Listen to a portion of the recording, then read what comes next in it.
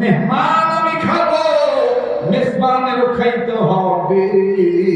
নবী আমার ডাক দিয়ে বললেন, হুসাইন রে, ওগো হুসাইন, উনি খাবে না, তুমি খাও, আমি খাই, তোমার ভাই খা। হযরত হুসাইন কয়, তাহলে এই আঙ্গুরের দরকার হয় নাই, এই আঙ্গুরের দরকার হয় নাই। আমার ভাইরা, আমার বন্ধু, এটা কোন হুসাইন? যে হুসাইনের কারণে জিবরাইলের পশমের গোড়া দিয়ে ঘাম বের হয়ে গেছে। একটু খেয়াল করবেন বাজান, ভগবান থেকে হাতি এলাকার যুবক ভাইরা, এক কামরাঙ্গে চোর এলাকার বাবারা, বড় গ্রাম, ছোট গ্রাম, ঝালসার, কত এলাকার বাপ ভাইরা আছেন, কোনো দিকে কোনো নজর নাই। আর তার হিসেবে কথাগুলি বলছি, নবীর প্রেম অন্তরে জন্ম করেন বাদাম, নবীর প্রেমে প্রেমিক হইয়া যান। এটা কোন হুসাইন? আমার ভাইরা, ইমাম, আমার বন্ধুগণ, আঙ্গুরের কথাটা আমি বলবো। ইমাম হুসাইন রাদিয়াল্লাহু তাআলা আনহু আল্লাহর হাবিবের কাছে এসে একদিন হাসান আর হুসাইন কান্দার ডাক দিয়ে বললেন, না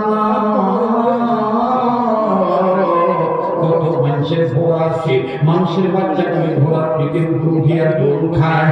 ও না না, আমরা গরিব, তুমিও গরিব, এই জন্য কি আমরা ঘোড়া পাইতাম না?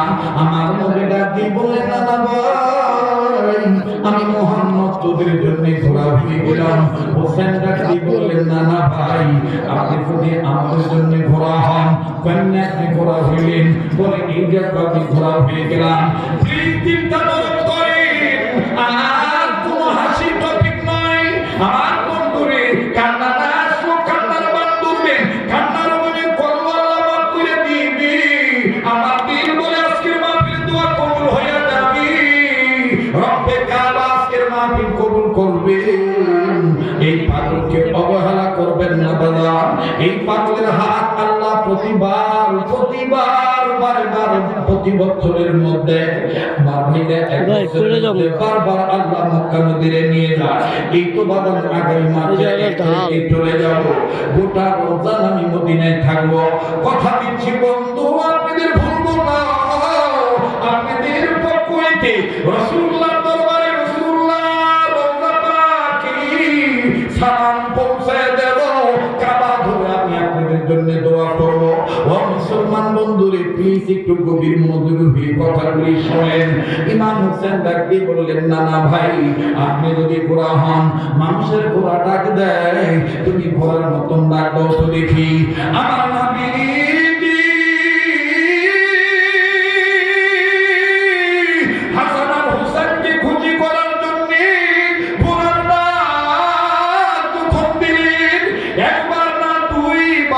তিনবার যখন ডাক দিতে চাইলেন, ইন্ডিপেন্ডেন্ট ফানাদার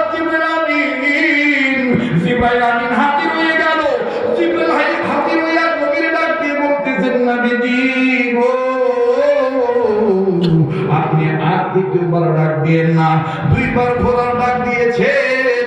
আল্লাহ পাক আপনার উম্মতদের গুনাহ মাফ করে দিয়েছে।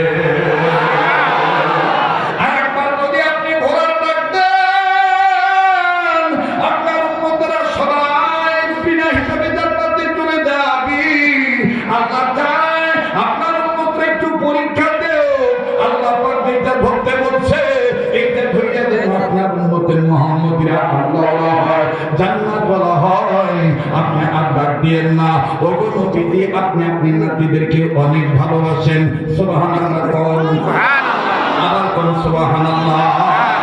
বাদাম কষ্ট হইতেছে নাকি আপনাদের? এবার ইমাম হুসাইন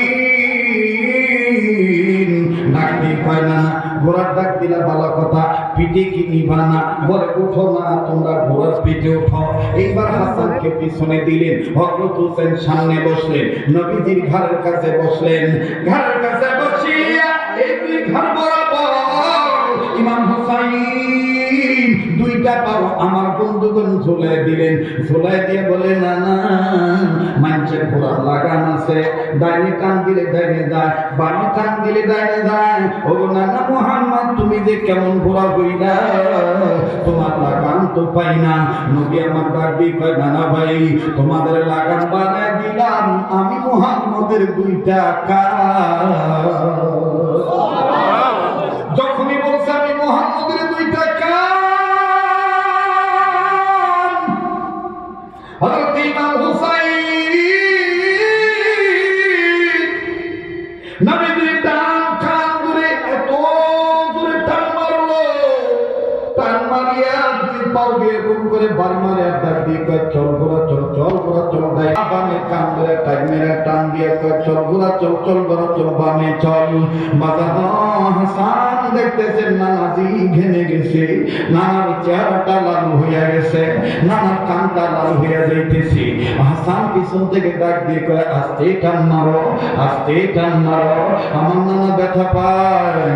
হোসেন ছোট্ট মানুষ ডাক দিয়ে কয় না না, আমি লাগাম ধরে টান দিই, আমাদের ঘোড়া বড় চমৎকার ঘোড়া। ওই বন্ধু পথ দিয়ে ওমর যাচ্ছিলেন, হযরত ওমর যখন দেখতেছেন নবী দিয়া নবীর দুইটা নাতি ঘোড়া দৌড় খেলতেছেন, হযরত ওমর দাঁড়ায় কান্দার ডাক দিয়ে কয় আল্লাহ, ঘোড়াটা বড় দামি ঘোড়া। নবীজি কান্দার ডাক দিয়ে কয় ওমর রে, ঘোড়াটাই শুধু দামি দেখলাম, ঘোড়ার পিঠে যে সওয়ারি দুইজন আছে এদের কি কোনো দাম তোমার কাছে নাই? আমি নবী বলে দিলাম ঘোড়া যেমন দামি,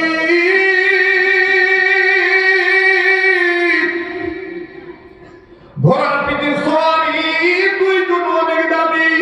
নবী বলেন ঠিক, ওমর বলেন ঠিক আছে নবী, ঘোড়া যেমন দামি, ঘোড়ার পিঠে যারা চলছে তারাও দামি। ও বাজান, আবার যখন ইমাম হোসেন আল্লাহর নবীর কান ধরে টান মেরে বলেন চল ঘোড়া চল, চল ঘোড়া চল, চল ঘোড়া চল। আল্লাহর হাবিব নবী মুহাম্মদ সাল্লাল্লাহু আলাইহি সাল্লামের মেয়ে কন্যা ফাতেমা তুজুরা ঘরের ভিতরে কাজে ব্যস্ত ছিলেন। হঠাৎ করে যখন চল ঘোড়া চল, চল ঘোড়া চল, চল ঘোড়া চল এর আওয়াজ যখন কানে গেল, ফাতেমা তুজুরা বাইরে আসলেন, আচ্ছা দেখি তিন নবীর কান দুইটা লাল হইয়া গেছে। ফাতেমা মনে মনে মনে মনে আল্লাহকে ডাকে, আর চোখের পানি ঝর্ণার মতন ছেড়ে দিয়ে কান্দার আল্লাহকে ডাক দিয়ে কয় আল্লাহ, না জানি তুমি রাগ হইয়া দাও, আমার দুইটা ছেলে বুঝে নাই, ছোট মানুষ, তারা তাদের নানার কান ধইরা টানতেছে ঘোড়ার লাগাম মনে করে। যখন আরো দূরে টানে হযরত ফাতেমা সইতে পারলেন না, একটা দৌড় মেরে দেয়া হোসেনকে এমন জোরে একটা থাবড়া মারলেন, দুটা ছেলেরে এমন ভাবে ধাক্কা দিল, দুইটা ছেলে জমিনে পড়ে গেল। হাসান হোসেন কান্দার আগে আমার নবীজি নিজেই জায়গায় বসে বুকটার কাছে হাত দিয়ে বলে আল্লাহ, মনে হয় আমি কলিজা আঘাত পাই না। আবার কখনো নবী কবরে হাত দিয়ে বলে মনে হয় আমি মুহাম্মদের মেরুদণ্ড ভেঙে গেল। হযরত ফাতেমা ডাক দিয়ে বলতেছেন আব্বা, মানলাম আমি হাসান আর হোসেনকে, আপনি কলিজা কোথায় দুঃখ পাইলেন, আপনার মেরুদণ্ড কেমনে ভাঙলো বুঝলাম না। আমার নবী কান্দার ডাক দিয়ে ফাতেমা, হোসেন আমার কলিজা আর হাসান হইল আমার মেরুদণ্ড। মারে থাপ্পড় তুই ওদের মানুষ না, মা তুই জানোস না আজকের এই নানা নাতির ঘোড়ার খেল সব আল্লাহ দেখতেছি। আরে মুসলমান ভাইরা আমার পিস পায়ে হাত দিয়ে বলতেছি, এখন এদিক সেদিক নজর দিবেন না, একটু এদিক সেদিক নজর দিবি আমার বন্ধুগণ আল্লাহ নারাজ হয়ে যাবে, আলোচনার পয়েন্ট কিন্তু বুঝতে কষ্ট হয়ে যাবে।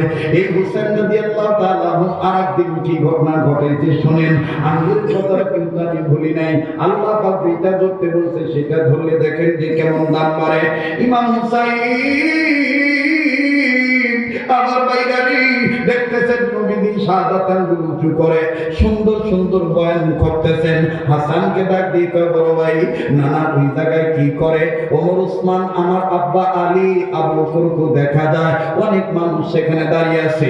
হাসান ডাক দিয়ে বলে, হোসেন নানা বয়ান করতেছে। হোসেন এবার ডাক দিয়ে কয়, বড় ভাই আমি বয়ান করতে চাই। হাসান ডাক দিয়ে কয়, না না না, বড়দের মাঝে তোমার যাইতে নেই। হোসেন কয়, না না না, আমি যেই নানার নাতি, ওই নানার নাতি হিসেবে ওয়াজ আমিও জানি। এবার আস্তে করে চলে গেছে, তাই আমার বন্ধুগণ সালাম দিয়া নবীজির কাছে যাইয়া ডাক দিয়ে কয়, নবীও আপনি অনেক ওয়াজ করেছেন, আমি আপনার নাতি, আপনি না বলেছেন আমি আপনার কলিজার টুকরা। ও নানা আমি ওয়াজ করব, আপনি কি আমাকে পারমিশন দিবেন না? আল্লাহর নবী বললেন, ঠিক আছে তোমাকে পারমিশন দিলাম। এইবার ইমাম হুসাইন নবীজির বাম সাইডে হযরত আলী দাঁড়ানো, ডান সাইডে ওমর দাঁড়ানো। ইমাম হুসাইন রাদিয়াল্লাহু তাআলা ভালো সন্তান, নবীজিকে ডাক দিয়ে বলতেছেন, ইয়া রাসূলুল্লাহ, ইয়া হাবিবাল্লাহ, নবী ও আমি এখন বক্তা, আপনি সবাই কিন্তু আমার শ্রদ্ধা। আমি আপনার কাছে জানতে চাই, বলেন তো দেখি আপনি বড় না আমি বড়? নবী বললেন, আমি তো না ভাই তোমার চাইতে বড়। ইমাম হোসেন কয়, না না না না না না, আমি হোসেন তুমি মুহাম্মদের চাইতে কয়েক দিক দিয়ে বড়।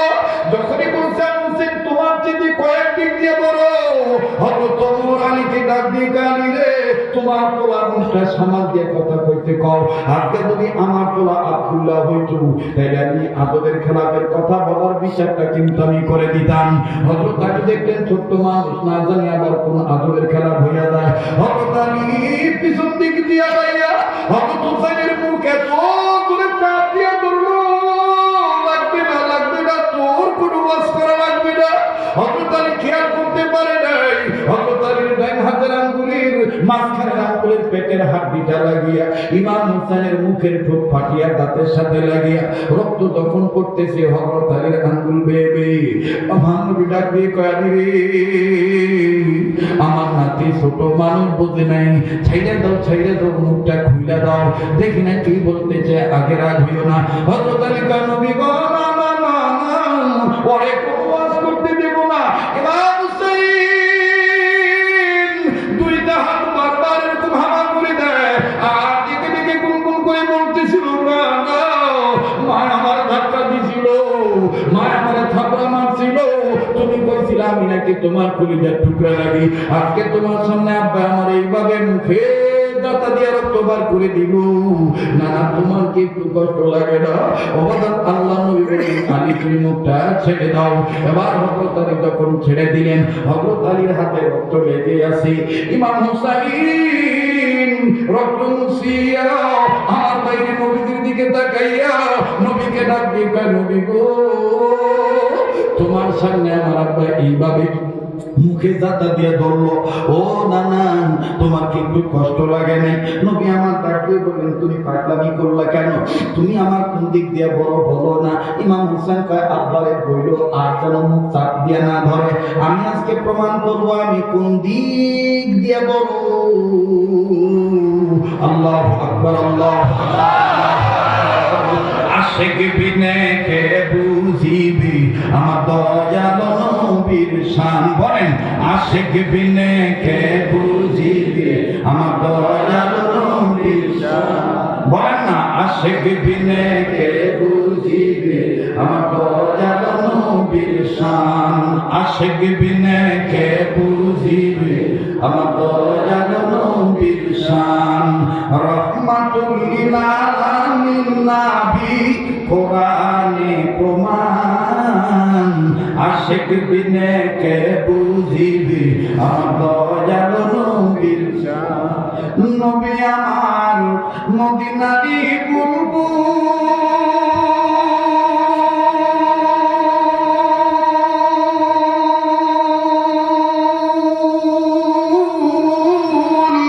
আমার আল্লাহ প্রেম করিয়া নাম কি দিলেন হাবিবে রাসূল, বলেন না আমার আল্লাহ প্রেম করিয়া নাম কি দিলেন হাবিবে রাসূল নবী আমার মদিনারি বুলবুল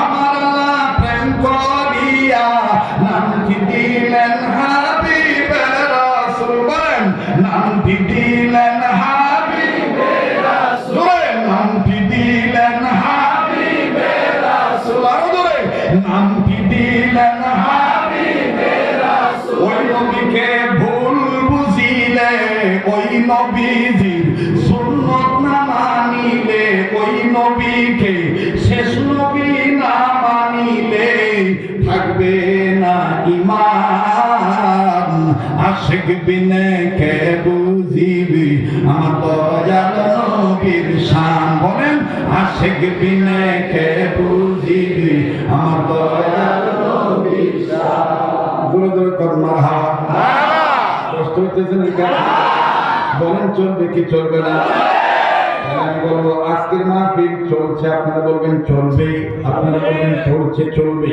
আজকের মাহফিল চলবে চলবে কতক্ষণ চলবে চলবে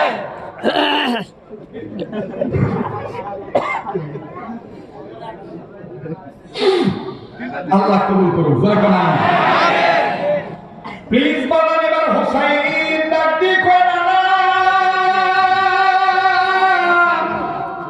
আবার যাব আমার পুরোটা দিয়ে না ধরে আমি প্রমাণ করব তোমার কোন দিক দিয়ে আল্লাহু আকবার যদি এই কথাটা নিয়ে অনেক উলামা কেরাম করে একটু দ্বিমত করেছেন কিন্তু বাদল বয়ানের জন্য আমলের জন্য নবীর মহব্বতের জন্য সম্মানের জন্য আমার বন্ধুগণ এই কথাটা বলা যায় খুব খেয়াল করে কথাগুলি শোনাচ্ছে ইমাম হোসেনকে এবার অবকমরা দিয়ে কয় ঠিক আছে হোসেন যদি প্রমাণ না করতে পারো তুমি মুহাম্মদের বলো তাহলে কিন্তু বিচার আমি করব উসমান আলী এবং ওমর আবু বকর সবাইকে হোসেন ডাকতে বলেন বক্তা আমি শ্রোতা আপনারা শ্রোতারা কথা বলে আমি বক্তার বক্তব্য দিতে ডিস্টার্ব হয় অতএব আপনারা কথা বলবেন না এবার ইমাম হোসেন নবীকে ডাক দিয়ে বলে মুহাম্মদ নবী গো আপনি বলেন তো দেখি গো আপনার বাবার নামটা কি নবী আমার ডাক দিয়ে বলেন আমার বাবার নাম আব্দুল্লাহ ইমাম হোসেন ডাক দিয়ে বললেন নবী গো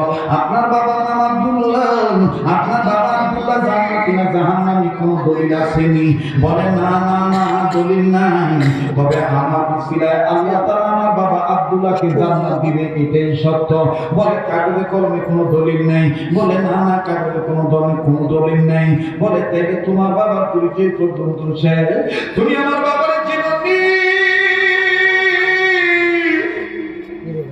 আমার বাবার নাম হযরত আলী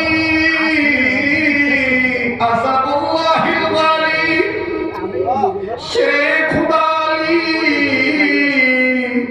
আমার বাবা এমন একজন বাবার সন্তান আমি এমন একজন বাপ আমি পাইছি আমার যে বাবারে আমার আল্লাহ জান্নাতি সার্টিফিকেট দান করে দিয়েছি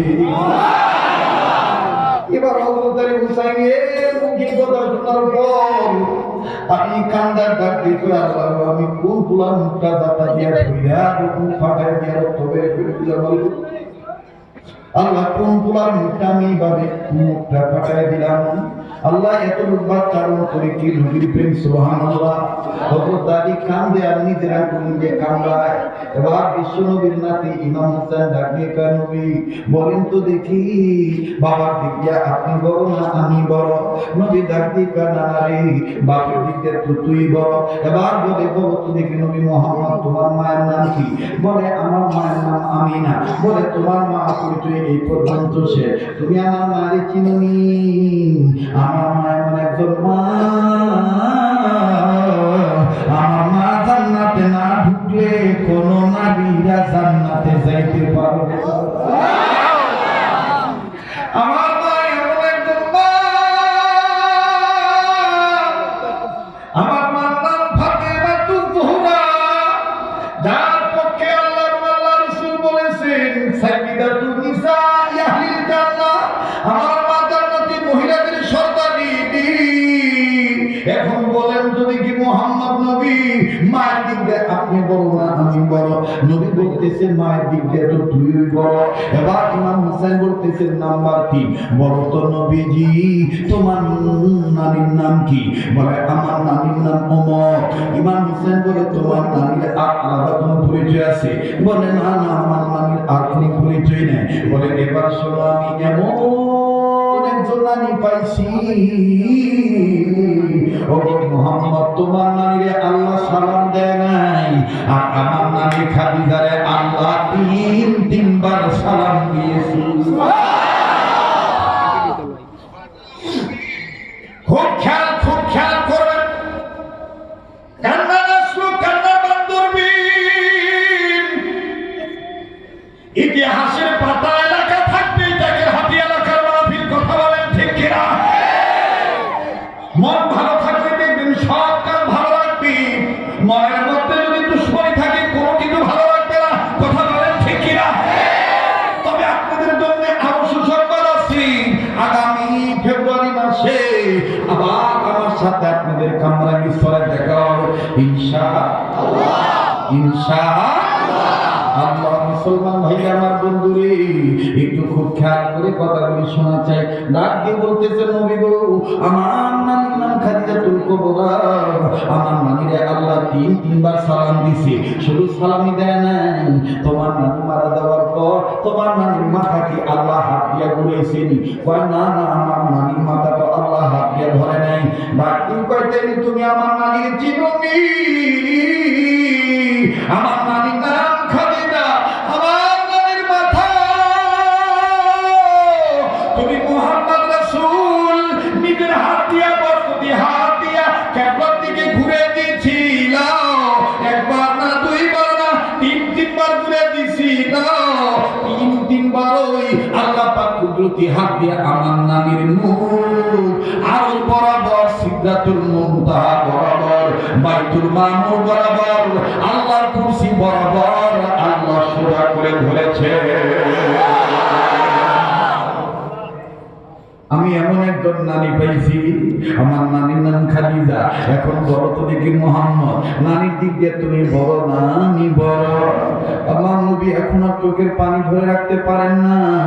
ঝর্ণার মতন চোখের পানি ছেড়ে দিয়া নবী কান্দে।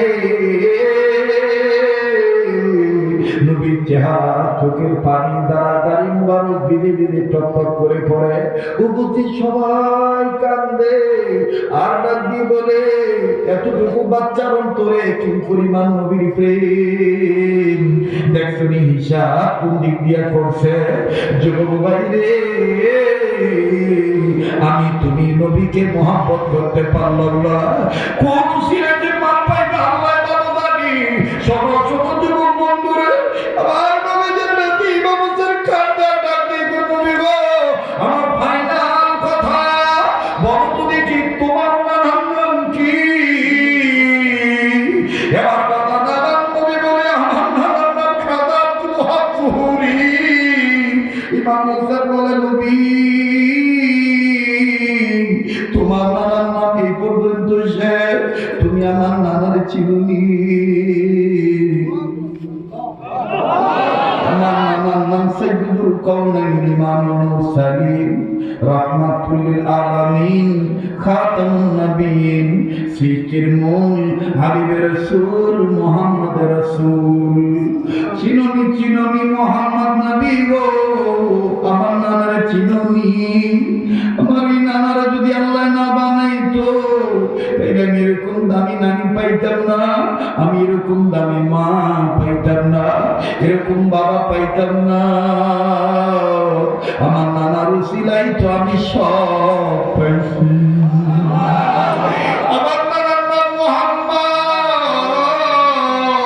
যুবক বাইরে এবার ডাক দিয়ে বলে ওগো মুহাম্মদ রাসূল তুমি বলো তো দেখি তুমি নানার দিক দিয়ে বড় রাজি করো? আমার নবী ডাক দিয়ে কয় ভাই আমার বুকে আয় ভাই, তোর আব্বা বুঝে নাই আর তুই আমার বুকে আয়। আসলে তুই আমার চাইতে কয়েক দিক দিয়ে বড়। ইমাম হোসেন কান্দার ডাক দিয়ে কয় না গো আপনার ছাড়া আমি বড় হইতে চাই না। আপনার স্যার আমি বড় হইতে চাই না। যুবক ভাইরা আমার বন্ধুরে, নবীর প্রেম যদি অন্তরে থাকে, ছোটখাটো ভুল থাকলে আল্লাহর মাফ করে তোমার পবিত্র বানায় জান্নাত দিতে পারে। তোরা বলেন পারে কি পারে না? আমি প্রপোজ আছে জিজ্ঞেস করে দেখবেন, নবীর প্রেমের কারণে আল্লাহ পাক কি পরিমাণ বান্দাটাকে কবুল করলে। এদিক সেদিক তাকাইয়েন না। বিবি ব্যবহার করেছে, বউ ব্যবহার করেছি, ফরজ গোসল করার জন্য গোসল তার উপর ফরজ হয়ে গেছে। পানির কাছে গিয়েছে, বাবা গোসল করবে, পবিত্রতা অর্জন করবে। ঠিক ইন্ডিমিং টাইম বাদাম রে, শয়তানের নটুদের পক্ষ থেকে দাঁড়িয়ে ঘোষণা করতেছে, কুতিলা মুহাম্মাদুন, নবী মুহাম্মদ দুনিয়া এনে নবীর কাফেররা বাইরে ফলাইছে। ওই সাহাবী মুখে পানি নিয়েছিল গোসল করার জন্য, খপ করে পানিটা ফেলে দিল। আমার ভাইরা না পাক শরীর লইয়া বিবির কাছে এসে কান্দার ডাক দিয়ে কয়, বিবি রে তরবারি দে, যুদ্ধের ময়দানে যাব। বিবি কয়, স্বামী আপনি না পাক, আপনার উপর না গোসল ফরজ হয়ে গেছে। এবার সাহাবী কান্দার ডাক দিয়ে কয়, বিবি রে কার জন্য গোসল করবো রে? আমার নবী মুহাম্মদ নাকি দুনিয়ায় নেই, আমার নবী মুহাম্মদ নাকি কাফেররা মাইরে ফলাইছে। আরে আমি কার জন্য গোসল করবো? আমার নবী দুনিয়ায়। তাই বলে রে বিবি, তরবারিতে পিছে থাকলে দেখা হবে দুনিয়া, আর না হয় দেখা হবে কিয়ামতের ময়দানে। স্ত্রী সাহাবী হানজালাকে তরবারি দিয়ে দিল, এই যারা মক্কায় যান, মদিনায় যান, আগামী বছর যারা হজে যাবে, যারা আমরায় যাবে, আমি আপনাদেরকে শিখিয়ে দিই, বাজানো সোনার মদিনে উহুদ পাহাড় বরাবর এখনো আমির হামজা আর হামজা রাদিয়াল্লাহু তাআলা একসাথে শুয়ে আছে। বাজান কিতাবের মধ্যে আছে, কিয়ামত পর্যন্ত হযরতে হামজার কবর থেকে জান্নাতের ঘ্রাণ শুধু আসতেই থাকবে। আমি যখন কিতাবে দেখলাম হামজার কবর থেকে জান্নাতের ঘ্রাণ পাওয়া যাবে, আমি আমার শায়েখকে জিজ্ঞেস করলাম, শায়েখ মুর্শিদ হামজা রাদিয়াল্লাহু তাআলা কবর থেকে জান্নাতের ঘ্রাণ পাওয়া যায়, এটা কি সব সময় নাকি কোন সময় আছে? বলে না না না, একটা ওয়াক্ত আছে। বললাম কোন ওয়াক্ত, কেমনে পাবো? ডাক দিয়ে কেন না মুসলমান ভাইরা আমার, আল্লাহ চায় তো আল্লাহর মেহেরবানিতে আপনাদের দোয়ার বরকতে সোনার মদিনায় মসজিদে বেলালের পাশে আমার বন্ধুগণ, মসজিদে বেলালের পার্শ্ববর্তী এলাকাতে আমার নিজস্ব থাকার একটা জায়গা বাড়ি আছে। অবাজান যেখানে সৌদি গভর্নমেন্ট থেকে লিজ নেওয়া হয়েছে, ওই দেশের জন্য কেনা যায় না। 60 বছর 70 বছর 80 বছরের জন্য লিখিত নেওয়া যায়, কপিলের মাধ্যমে আমার বন্ধুগণ নেওয়া যায়। আমার ভাইরা আমার বন্ধুরি, এই জন্য এই গ্রাম পাওয়ার জন্য প্রতি বছর রমজান মাসে মদিনায় থাকি, ঈদ করে তারপরে দেশে আসি। এবার আসেন চলেন যে টাটকা গ্রামের কথা বলে দিই। আমার বন্ধুগণ, শায়েখকে বললাম এই গ্রামটা করতো কখন কখন, ডাক দিবেন মাওলানা এশার নামাজের 1 ঘন্টা 2 ঘন্টা পরে ভালো মতন উত্তম রূপে গোসল করবা, উত্তম রূপে গোসল করে নতুন কাপড় পরিধান করবা, যাতে কোনো ধরনের কোনো আতর না লাগাও, কোনো ধরনের কোনো পারফিউম যুক্ত সাবান ব্যবহার না করো, সুগন্ধি ব্যবহার করা যাবে না, আতর কিন্তু নিয়ে যাইতে পারবা না, একদম ফ্রেশ ভাবে যাইতে হবে, নিরন্তর ভাবে যাইতে হবে, তাইলে কিন্তু তুমি ঢুকতেই পারবা না, তোমার সাথে যারা যাবে তাদেরকে ঢুকতে দেওয়া হবে না। এরে বন্ধু ডাক দিয়ে বললাম, হুজুর তারপরে কি? বলে এশা নামাজের পর হইতে 2 ঘন্টা পর হইতে সাহারির ওয়াক্ত শেষ হওয়া পর্যন্ত, তাহাজ্জুদের ওয়াক্ত শেষ হওয়ার আগ পর্যন্ত, অথবা ফজরের আযান দেওয়ার আগ পর্যন্ত, এত সময় পর্যন্ত ওই গ্রাম থাকে। ফজরের আযান দিয়ে দিলে আর ওই গ্রামটা থাকে না। ভিতরে বড় খবরটা শুনে বড় ভালো লাগলো, যাই যাই আমি এই গ্রামটা পাবো। বাংলাদেশের একজন প্রসিদ্ধ বক্তা ছিলেন মরহুম মাওলানা আবুল খায়ের বিক্রমপুরী রহমতুল্লাহ আলাইহি। ওনার একজন সন্তান, কয়েকটা সন্তান, এর মধ্যে ওনার একটা সাহেবজাদার নাম বলি মাওলানা হারুন রশিদ বিক্রমপুরী। উনিও কিন্তু মদিনায় বসবাস করেন, উনিও কিন্তু বাজার মদিনায় থাকেন। এই হারুন রশিদ বিক্রমপুরী ভাইকে নিয়ে সাথে আরেকদের জামাত ছিল, তাদেরকে নিয়ে নিয়া জয়পুর রহমান হাজী সাহেবদেরকে নিয়া জান্নাতের গ্রাম পাওয়ার জন্য যখন উহুদ ময়দান বরাবর গেলাম, ওরে বন্ধু আল্লাহর কসম করে বলি, ওয়াল্লাহি বিল্লাহি তাল্লাহি উকসিম বিল্লাহ, আল্লাহকে হাজির নাজির জেনে বলি, যখনই বাদান রাত্র 12টা 1টার দিকে ওই কবর দুইটা জিয়ারত করতে ঢুকলাম, চক্ষুটা বন্ধ করিয়া যখন মোরাকাবায় গেলাম, নাকের মধ্যে কেমন জানি জান্নাতি ঘ্রাণ পাইলাম। আবার এইবারে কবর জিয়ারত করার জন্য দাঁড়াইলাম, আর মনের দোয়াগুলি আল্লাহর কাছে বলতেছিলাম। আমার ভাইরা ফজরের আযান দিয়ে দিল, ওই গ্রাম বন্ধ হয়ে গেল। এজন্য বলবো, যারা উমরায় যাইবেন, যারা মদিনায় যাইবেন, মুয়াল্লিমদেরকে বলবেন, হুজুর রাত্রি 12টার পর থেকে ফজরের আযান আগ পর্যন্ত হামদালার কবর থেকে জান্নাতের গ্রাম পাওয়া যায়, আমিন হামদার কবর থেকে জান্নাতের গ্রাম পাওয়া যায়। এই গ্রামটা শুনলে এরপরে বাংলাদেশে যাব, যাবেন বাজার দেখবেন ইনশাআল্লাহ টাটকা এখনো গ্রাম মনে হবে হামদালা মরে নাই, হামদালা রাদিয়াল্লাহু তাআলা কবরে জিন্দা হয়ে আছে। সেই হামদালা ডাকতে বলে, বিবি রে তরবারি দে, না পাক শরীর লইয়া যুদ্ধের মধ্যে যখন ঝাঁপিয়ে পড়লেন, কয়েকজন কাফেরকে কতল করে জাহান্নামে পাঠিয়ে দিলেন। আমার বন্ধুগণ, কাফেরদের আক্রমণ হামদালার কাছে আসলো, হামদালা রাদিয়াল্লাহু তাআলা কাফেরদের আক্রমণে শহীদ হয়ে গেল।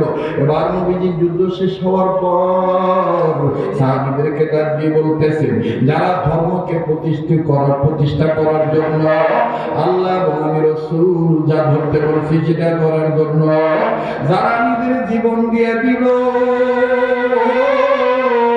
আমি আল্লাহ রাসূল বলে দিলাম, এই শহীদদের লাশ খুঁজে খুঁজে বের করো, এদেরকে বিনা গোসলে কবর দিয়ে দাও। সমস্ত সাহাবীরা শহীদদের লাশ খুঁজে খুঁজে বের করলো, বিনা গোসলে যখন কবর দিতে যায়, একজন মহিলা আল্লাহকে সে পাগলিনী বেশে দূর থেকে ডাক দিয়ে বলে, নবী গো, সব শহীদ সাহাবীদের লাশ বিনা গোসলে কবর দেন, আমার স্বামীর বিনা গোসলে কবর দিয়েন না। নবী বলে, মা তোমার স্বামীর নাম কি?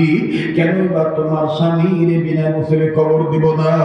বলে, হুজুর আমার স্বামী হলো আপনার প্রিয় হামদালা, আমার স্বামী আমার ব্যবহার করছে, গোসল তার উপর হয়ে গেছে, ফরজ গোসল করার জন্য পানির কাছে গেছে, ঠিক এই মধ্যে কে জানি বলছে, আপনি নবী মুহাম্মদ নাকি দুনিয়া না? আমার স্বামী গোসলের কথা ভুলে যাইয়া আপনার প্রেমে পইরা জীবন দিয়া না পাক গায়ে শহীদ হয়ে গেছে, তাই বলি তারে গোসল ছাড়া মাটি দিয়েন না। আল্লাহ নবী বললেন, ও আমার সাহাবীরা, হামদালার লাশ খুঁজে বের করো, ওরে গোসল না করে কবর দিও না। যখন সাহাবায়ে কেরামের জামাত হামদালার লাশ খুঁজে বের করলেন, একজন সাহাবী হামদালার লাশ পাওয়ার পর দৌড়াইসা ডাক দিয়ে বললেন, ইয়া রাসূলুল্লাহ, হামদালারে মনে হয় কে জানি গোসল করে দিছে। মানুষ নগদ গোসল কইরা বাইরেইলে যেমন মানুষের পশম থেকে পানি পড়ে, চুল থেকে পানি টপ টপ করে পড়ে, ওই রকম মনে হয় হামদালা বাইরে কে যেন গোসল করে দিছে। হামদালার শরীর কেমন জানি ভিজা। নবীজি সাহাবীদের সাথে চলে গেলেন, হন হন করে ছুটে যাইয়া হামদালার লাশের দিকে তাকায় দেখে হামদালার দাড়ি ভিজা, চুল ভিজা। আমার বন্ধুগণ, পানি ফোঁটাগুলি কেমন জানি টপ টপ করে পড়তেছে। আল্লাহ রাসূল আসমানের দিকে তাকাইলেন, ও আল্লাহ, হামদালারে কে গোসল করে দিল?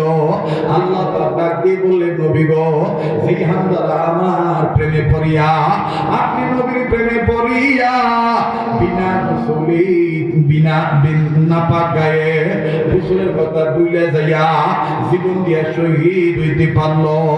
আমি আল্লাহ পাক আপনার ওই হামদালারে আসমানের উপরে উঠাইয়া জান্নাতের পানি দিয়া গোসল করায় আপনার কাছে পাঠাইয়া দিছি। আল্লাহ নবী ডাকি বললেন, সাহাবীরা রে, হানজালার কাছে যাস না, ওরে গোসল করাইতে হবে না, ওরে গোসল করাই দিছে মালিক সাহেব রব্বানা। যাস না, হানজালার কাছে যাস না, ওরে গোসল করাই দিছে মালিক সাহেব রব্বানা। আমার বাইরে আমার বন্ধুরে হাসাজি করানোর জন্য আসি রে, কি এমন গুনাহ আমি আপনি করেছি? আমার বন্ধুরে অন্তর পাথরের মতন শক্ত হয়ে গেছে। বাবান রে, আপনারা দেখেছেন স্টেজে বসে অনেকবার আমি মোবাইলের দিকে তাকাইছি, আমার মেয়েটা, বাচ্চা মেয়েটা খুব রাগ করছে, হোয়াটসঅ্যাপে বলছে, আব্বু তোমার না বাম পাওটা ভাঙা, তুমি মোটরসাইকেল উঠছ, তোমার যদি কিছু হয়ে যাইতো আমি আব্বু পাইতাম কই? বাদাম রে, মেয়েরা মায়েরা কিন্তু আসলে সন্তানের বড় ভক্ত হয়ে যায়। মেয়েরা হয় বাবার ভক্ত, আর মায়েরা হয় সন্তানের ভক্ত। প্লিজ কেউ কারো দিকে তাকাইয়েন না। আমার বাইরে বাড়িতে জনম দুঃখিনী মা, এই যে গভীর রজনী পর্যন্ত ওয়াজ করতেছি, আমার বাইরে আমার বন্ধুরে বাড়িতে যাইয়া দেখবো প্রাণের বিবি হয়তো ঘুমায়, কিন্তু একজন বুড়ি জনম দুঃখিনী মা জানালার কাছে চেয়ার নিয়ে বসে বসে থাকে, রাস্তার দিকে তাকায় থাকে। কোন গাড়ির বাতি এদিকে জ্বালাইলেই গাড়ি ঢুকলেই মনে করে আমার মালিকের গাড়ি। ও ভাইয়া, একটু আসেন না, মোনাজাত করব। তবে মোনাজাতের আগে বলতে চাই, ওই মা বাবার মাগফিরাত কামনা করি, আল্লাহর দরবারে কান্নাকাটি করব। আল্লাহ পাক আজকের মাহফিলে দোয়া ফিরিয়ে দিবে না।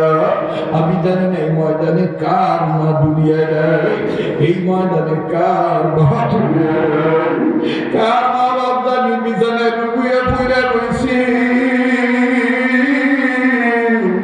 কার বাপ মা জানি হাসপাতাল ক্লিনিকের বেডে শুয়ে রয়েছে, রোগী হইয়া পড়িয়া রয়েছে।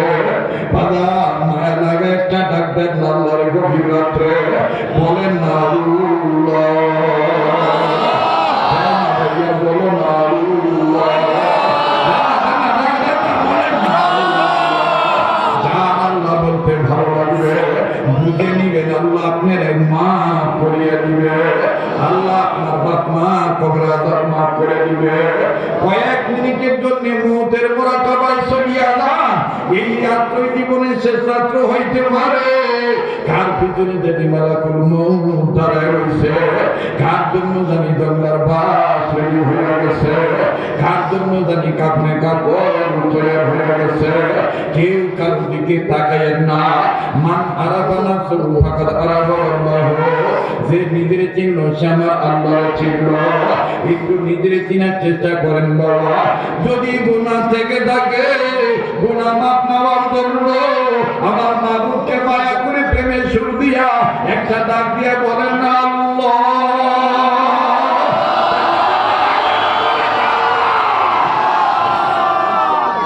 আমার ভাইরা গুনাহ মাফ নিয়ে আজকে বাড়িতে যাব। আল্লাহর বান্দারে কোনো কিছুর অভাব নাই। বলেন আমাকে আপনাকে মাফ করে দেওয়ার মালিক কে? দুনিয়ায় যাদের মা বাপ নাই, তাদের মতন বড় দুঃখী কিন্তু আর কেউ নাই। ও বাবা, মায়ের জাগনা থেকে দেখি মাঝে মধ্যে রাগ হয়ে কই, মা তুই কি ঘুমাস না? মা কান্দার ডাক দিয়ে কই, বাবা রে, সন্তান বাইরে থাকলে মা বাবার চোখ বাপেও ঘুমাইতে পারে, কিন্তু মা ঘুমায় শান্তি পায় না। মাঝে মধ্যে কান্দার ডাক দিয়ে আল্লাহর কাছে বলে, আল্লাহ এই মা যেদিন মারা যাবে, ওই দিনের পর থেকে আর কেউ আমার জন্য জানালার কাছে চেয়ার নিয়ে বসিয়া থাকবে না।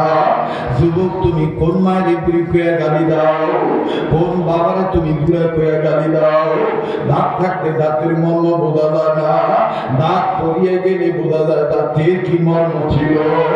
মা বাবা আজকে বেঁচে আছে তাই মা বাবার কদর বুঝবো না, মা বাপ যেদিন মরিয়া যাবে ওই দিন বুঝবা কত বড় নিয়ামত হারাইয়া।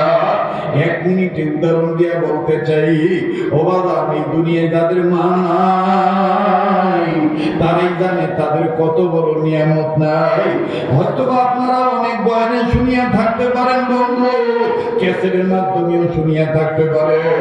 আজকে একটু বাস্তব আপনাদের সামনে বলিয়া দিয়া যায়। আজ থেকে কয়েক বছর আগের ঘটনা। বরিশাল বিভাগে বয়ান করার জন্য যাব, প্রতিমধ্যে পদ্মা নদী পাড়ি দেওয়া লাগবে মহাঘাট হইতে। ফেরির মধ্যে গাড়ি তুলছি, আমার গাড়ির আগে পিছার অনেক গাড়ি উঠছে। ফেরির এক কর্নারে দাঁড়ায় গাড়ি উঠার দৃশ্য দেখতেছি। হঠাৎ করে নজর করে দেখতে পাইলাম একটা অ্যাম্বুলেন্স উঠতেছে। অ্যাম্বুলেন্সের দুই সাইডে দেখা লাশ বাহী গাড়ি। লাশ আছে না নাই বিষয়টা বোঝার জন্য ভালো করে তাকাইলাম। নজর করে দেখি অ্যাম্বুলেন্সের গাড়ির যে সামনে দুইটা লুকিং গ্লাসের গোড়ার মধ্যে লাল কাপড় বাঁধা, আর বাম সাইডে উপরের দিকে একটা পতাকা লাল নিশান টাঙ্গায় রাখছে। এর দ্বারা বুঝতে বাকি রইল না লাশ আছে, কিন্তু লাশটা পুরুষ মানুষের লাশ না মহিলা মানুষের লাশ এইটা আমার জানা নাই।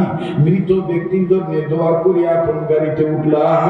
গাড়িতে উঠিয়া যখন পিছনের গ্লাসটা নামাইলাম, যে উত্তর 1.5 ঘন্টা 2 ঘন্টা সময় লাগবে পদ্মা নদী পাড়ি দিতে। ও বাবা এই জন্য পিছনের গ্লাসটা নামাইয়া বাইরের উন্মুক্ত হাওয়া গ্রহণ করার জন্য গ্লাসটা যখন নামাইতেছি, বাজারু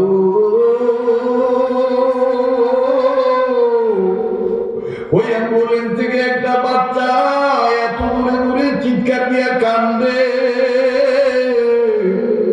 আর তার বাপের ডাক দিয়ে কয়, আব্বু ও আব্বু তুমি আমার আম্মুরে কাঠের বাক্সে ভইয়া রাখছো কে? আমি আমার আম্মুর কাছে যাবো, আম্মুর দুধু খাবো, তুমি আমার মায়ের বাইর করে দাও। আবার দেখতেছি ওই ছেলেটার ওই বাচ্চাটার কাকা, ছোট কাকা দৌড়াইয়া ফিরির দোকান থেকে জুস নিয়ে যায়, ফ্রুট নিয়ে যায়, চিপসের প্যাকেট নিয়ে যায়, সব বাচ্চাটা ফালায় দেয়। ডাক দিয়ে কয়, এগুলো আমি কিচ্ছু চাই না, আমি আমার আম্মুর কাছে যাবো, আমি আমার আম্মুর দুধু খাবো। আল্লাহর কাছে ডাক দিয়ে বললাম, মালি তুমি বড় শক্তিমান, আল্লাহ তুমি সব পারো। দুধের বাচ্চার কাছে থেকে মাইরে নিয়ে গেছ, বাচ্চারে বুঝতেই দাও নাই যে বাচ্চাটার মা দুনিয়ায় নাই। বাচ্চাটা এখনো মনে করতেছে তার মা মনে ঘুমাইতেছে, মায়ের দুধ পান করার জন্য কান্দে। বাচ্চাটাকে দেখার জন্য নিজ গাড়ি থেকে নামিয়া অ্যাম্বুলেন্সের দিকে যখন আগাইলাম, ও বাজার সামনে অ্যাডভান্স হইয়া যাইয়া দেখি আরে বাবার কি করুণ অবস্থা। বাচ্চার কোলের উপরে রানের উপরে এই বাচ্চাটা বসিয়া বসিয়া কান্দে আর বারবার বলে, আব্বু আমি আমার আম্মুর কাছে যাবো, ও আব্বু আম্মুরে বাইর করে দাও। বারবার বাপ বলে, তোর আম্মু নাই, তোর আম্মু মরিয়া গেছে, আর কোনদিন তোরে দুধ দিবে না। যখনই বলছে আর কোনদিন তোরে দুধ দিবে না, এই বাচ্চা ছেলেটি নতুন দাঁড়া দাঁত লইয়া আমার বাইরে বিরক্ত হইয়া বাপরে এত জোরে কামড় দিয়া ধরলো, আর হাতের তারা দিয়া নাক মুখের ভিতরে ঢুকাইয়া এমন ভাবে খামচা খামচি করতেছে, বাপের নাক থেকে রক্তের ফোঁটা করতেছে, আর কামড়ের আঘাতে বাপের চেহারা কালো হইয়া গেছে। বাপ কান্দার ডাক দিয়ে কয়, তুমি আমার এটা কোন পরীক্ষা ভালাইলা? আল্লাহ তোমার দরবারে বলি, দুনিয়ায় কোনদিন কোন বাচ্চার কাছে থেকে বাপের আগে মায়েরে নিয়ে যাবে না। কেননা মায়ের অভাব বাপ দ্বারা পূরণ হয় না। কথা বলেন মায়ের দরদিরা ঠিক না ব্যাঠি? এ বন্ধু সেই মায়ের জন্য বাবার জন্য দোয়া হবে, দোয়া না করে কেউ যাবেন না বাজান রে। প্লিজ কোনো দিকে কোনো নজর নাই। এবার আসেন বাজার পিছনের কথায় ফিরে যাই। আল্লাহর হাবিব ইমাম হোসেনকে বুকে জড়ায় ধরে ডাক দিয়ে বললেন, নানা ভাই আসলে তো তুমি আমার চাইতে কয়েক দিক দিয়ে বড়। জিবরিল আমিন হাজির হয়ে ডাক দিয়ে কয়, ইয়া রাসূলুল্লাহ, হোসেনকে আল্লাহ পাক কবুল করছে। আল্লাহ তাআলা হোসেনকে জান্নাতি যুবকদের সর্দার বানিয়ে দিয়েছে। সেই হুসাইন জিবরাইলের পকেটে হাত দিয়া আঙ্গুর বার করছে, দুইটা নিজে দুইটা নানারে দিছে, দুইটা জিবরাইল দিছে, চারটা বড় বাইরে দিছে, চারটা নিজে দিছে। এখন জিবরাইল না খাইলে যাইব না। জিবরাইল নবীরে ডাক দিয়ে কয়, নবী গো, ইয়া রাসূলুল্লাহ, ইয়া হাবিবাল্লাহ, আমার জন্য তো খাওয়া হারাম। আঙ্গুর কেমনি খায়, দিলা খায় না চাবা খায়, এটা তো আমার জানা নাই। নবী ডাক দিয়ে কয়, আগে তো কইছিলাম এই সালাক নাতিদারে ঘরে ঢুকতে দিও না। ঢুকলে যদি জানতে পারে তুমি ফেরেশতা জিবরাইল, তুমি চিপার মধ্যে পড়ে যাইবা। এবার আমার ভাইরা জিবরাইল ডাক দিয়ে কয়, নবী গো, আমি আল্লাহ পাককে জিজ্ঞেস করি, মুসলমান ভাইরা আমার কিতাবে লিখে জিবরাইল আমিনের পাকনা পশমের গোড়ার মধ্যে ঘাম ঝরছিল 4 বার। 1 নাম্বার যখন ইব্রাহিম নবী ছুরির নিচে ইসমাইলে ফলাইছিল, আমার ভাইরা ইসমাইলের কুরবানি আল্লাহর কাছে কবুল হয়ে গেছে, যার কারণে আল্লাহ তাআলা জিবরাইলকে জান্নাত থেকে দুম্বা দিয়ে ইব্রাহিম খলিলুল্লাহ ছুরির নিচে দিতে বলছে। এত তাড়াতাড়ি ইমিডিয়েটলি রিসেন্টলি আর্লি আমার ভাইরা এই দুম্বাটা আনতে যে জিবরাইল আমিন থেমে গিয়েছিল। 2 নাম্বার,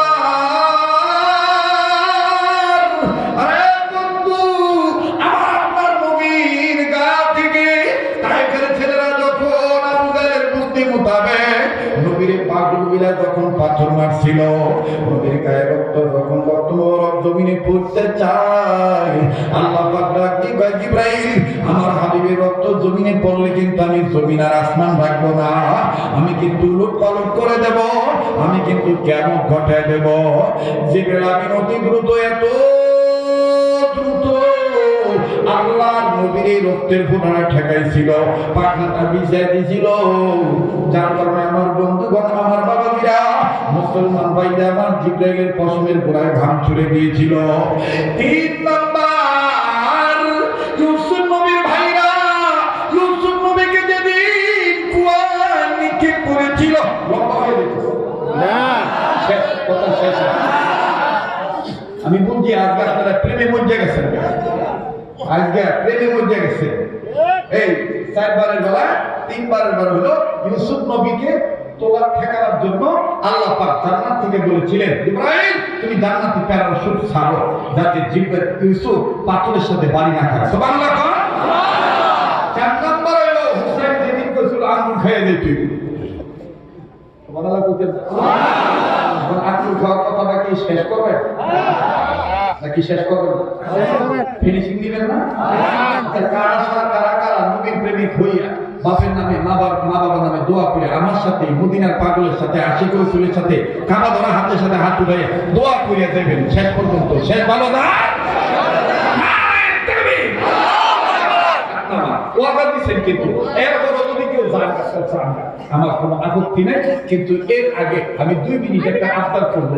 সেই আবদারটা হলো, আমার বন্ধুরা, আমি কোনো কালেকশন করতে পারি না, এটা আমার ওরকম ক্যাপাসিটিও নাই, আমার জানাও নাই, কিন্তু আমি এই জায়গায় আপনাদের কাছে এই অঞ্চলে এই মাহফিলে এই মসজিদটার জন্য আমি আপনাদের সবাইকে নিয়ে প্রথমে বলি, বলে ইয়া আল্লাহ, ইয়া আল্লাহ, ইয়া আল্লাহ, আপনার